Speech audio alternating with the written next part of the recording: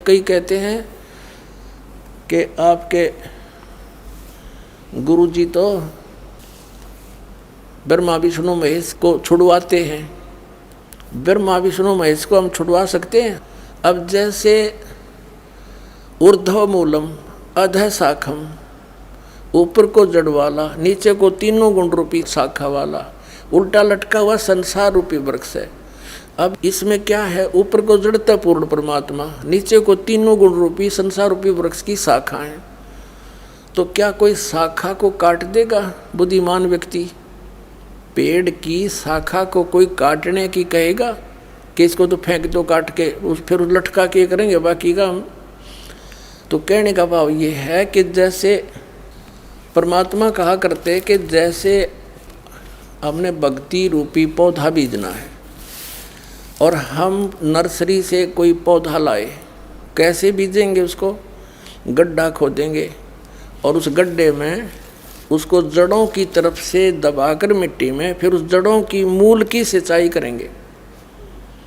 तो मूल की यानी जड़ की पूजा करेंगे हम तो वो पौधा पेड़ बनेगा, उसकी टहनियाँ बड़ी बड़ी हो जाएंगी, तीनों गुण रूपी शाखा। तो उन शाखाओं का फल लगेगा और फल के लिए हम सारा प्रोसेस अपना कर रहे हैं, फल प्राप्ति के लिए हम कर रहे हैं। तो हमने तोड़ने नहीं होते, हमने ऐसे करना है, अपनी way of worship according to the spiritual करना है, शास्त्रों के अनुसार करना। देखना ये समझ लो, हम एक पौधा लाए तो ये है बुद्धिमता। जड़ों को गमले में यानी मिट्टी में डाला, दबा दिया और पूजा शुरू कर दी, सिंचाई। ये जड़ कबीर परमात्मा है इस संसार रूपी वृक्ष की।